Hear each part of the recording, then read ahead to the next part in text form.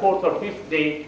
It is a business case. Probably an American rational man would not have even tolerated my anger, and that's called business sense. Classic style, the example I just gave you. They have reservations for, I'm not necessarily against reservation. To start with, you may have to have reservations. And I'm pro reservations in government jobs also, I want to say. My son said, Dad, one of my teachers is absolutely useless and he's from a reserve quota. I said, you pay the price for 300, 400 years the way you have treated them, and you just accept them. So I'm for these reservations for some time. Of course, it was for 10 years, it has gone thus far, let it remain for some more time, let poor be also reserved. And so, classic types has a reservations. Infosys, I think man gave some very good examples. Saskin is one company where I'll just probably, these initiatives have all been talked about, so I'm not talking about them. Look at, this is classic stripes, dignity at work. They believe valuing every individual, giving people their due, freedom, respect, opportunity backed by lots of training. This company, a small company, has earned safety and international awards for 2003, which is given to 5 best companies in the world. It's a small company. There's a relationship committee, which meets twice a month. It has a library for workers, which small employer will provide library for the workers. It shares profits with them.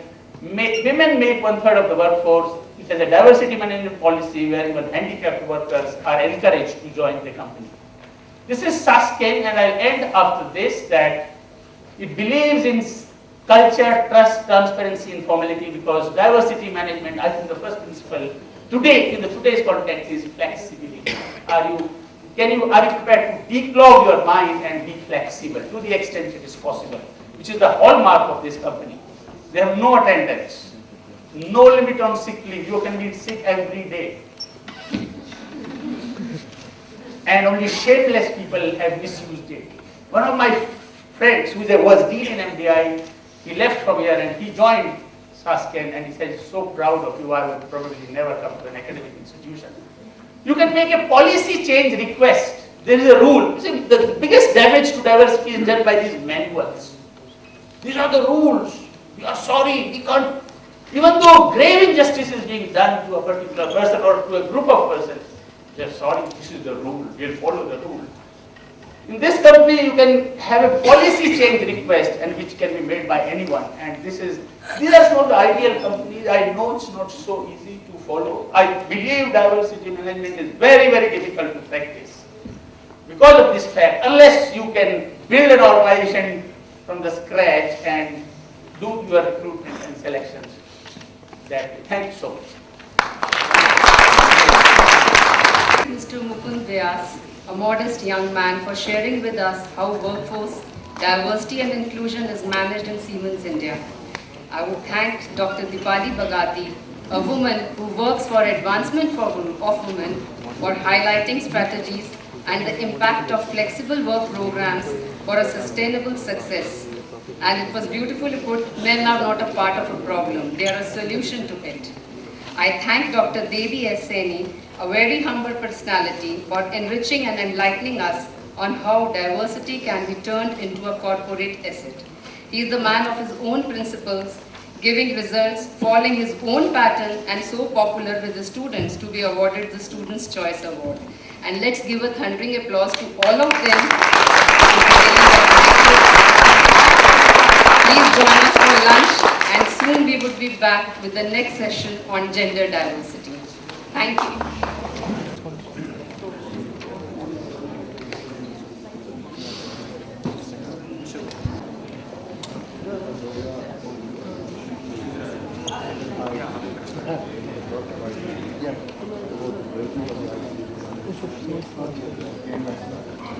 I welcome you all back. It is a commonly known fact that post-lunch generally induces sleep. However, we are sure our speakers, our presenters will charge you up and will add to your knowledge horizon. This session 2 on gender diversity, I would even request all our presenters, Dr. Anika Warren, Mr. Gagan Bhargava, and Ms. Parina Swarup, to be on the dais. This session 2 on gender diversity, it would have presentations on leading edge research results and highlights on award-winning practices and strategies for mitigating barriers and improving gender diversity. I would like to cordially invite Dr. Dipali. Is Dr. Dipali here? Great. Yeah, Dr. Dipali, to honor them with a bouquet. And please have a thundering applause session. It will really make us active.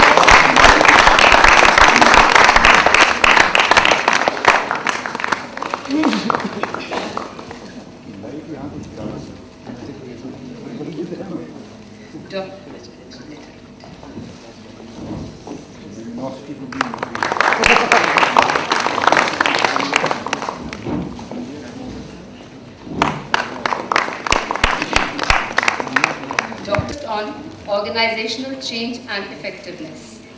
Women of color and women in leadership.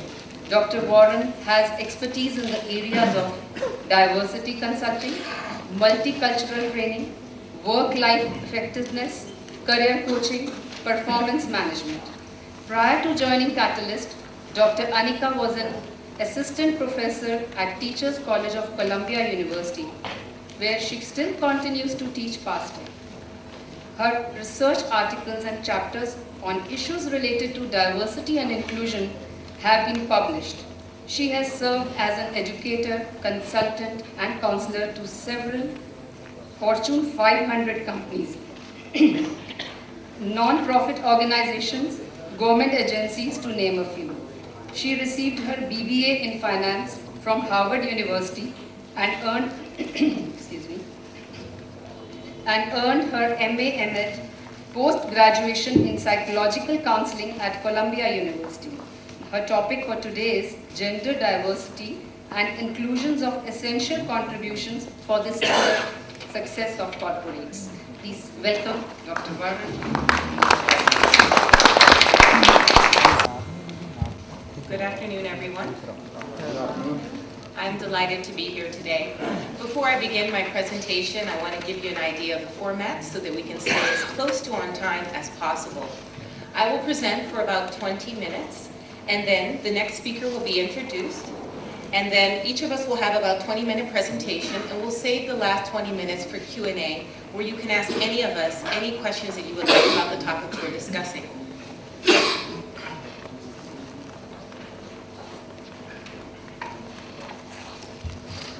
So earlier today, we heard quite a bit about it's more than gender diversity.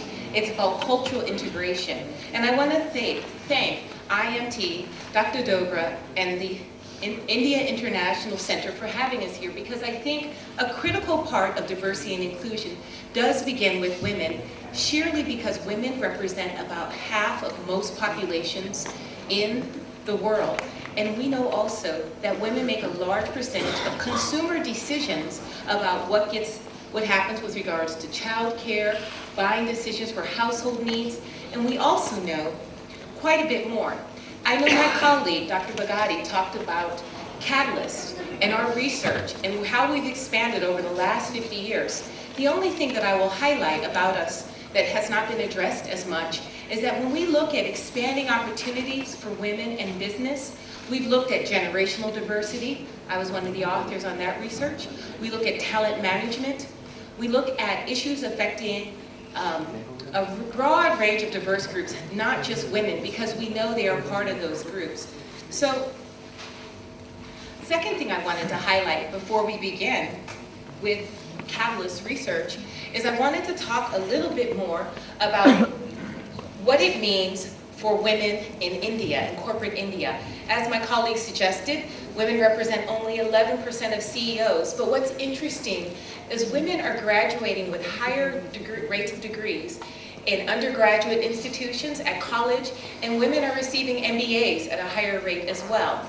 So when we look at those advancements and the fact that India Inc. is in the process of hiring more women, there is ample opportunity to engage diversity and inclusion through women's advancement.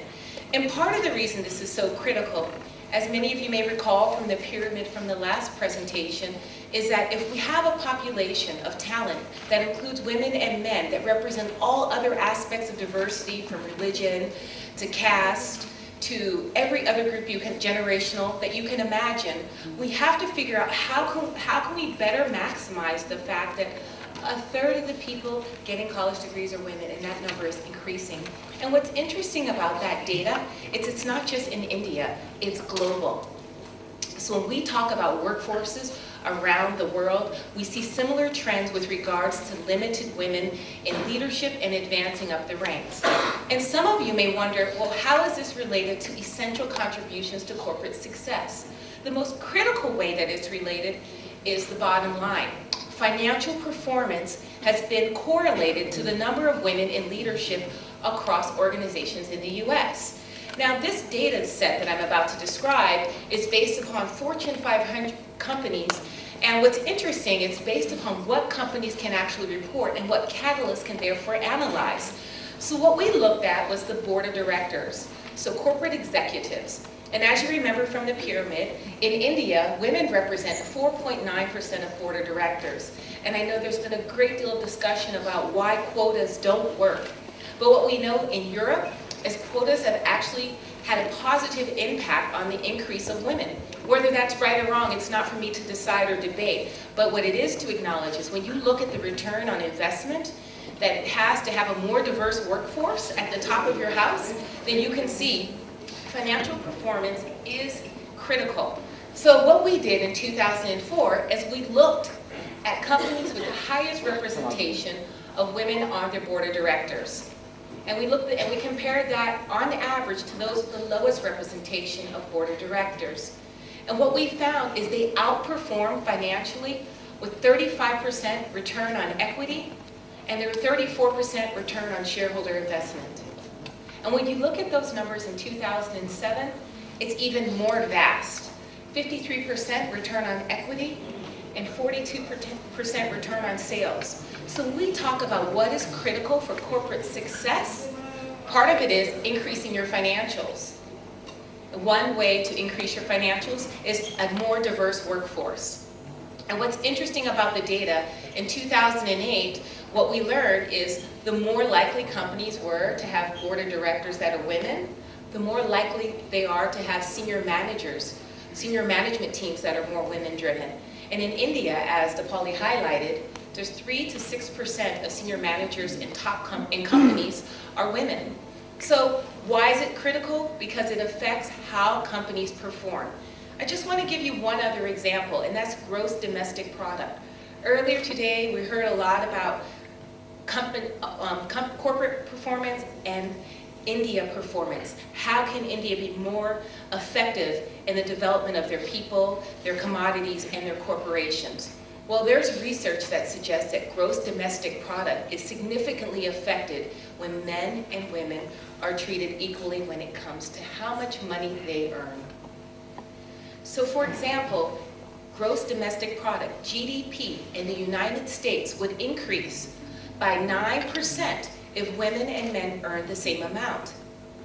And in the European zone, it's 11 to 13%. And in Japan, 16% increase in gross domestic product.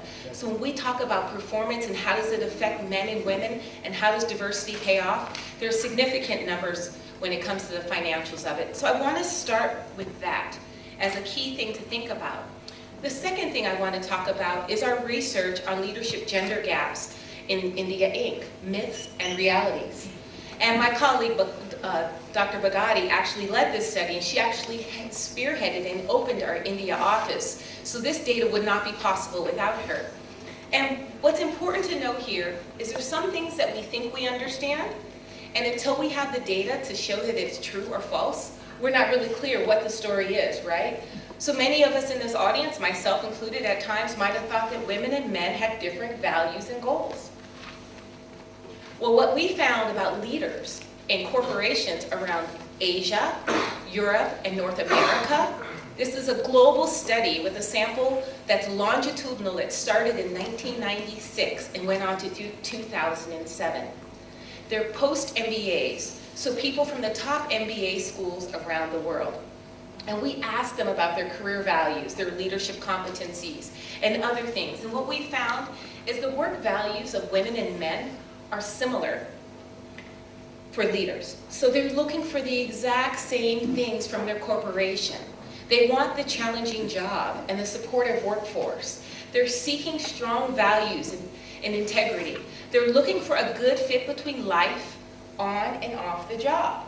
Also, when we talk about opportunities for high achievement and advancement, both women and men are seeking those. And most important for many people is compensation. Everyone wants to be valued and compensated for the work that they're doing in the workplace. So part of making a case for gender diversity and inclusion and having an integrated workplace is understanding the things that your employees need that are unique to others and those that are common across leaders. So let's talk about a few other myths. Another one is that women don't aspire to leadership roles.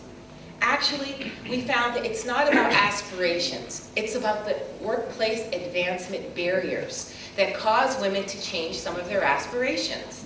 So with regards to that finding, what I would highlight for you is two things. The first is that what women have to deal with is the fact that they're less aware of some of the rules and that come with how do I advance. They don't know who to talk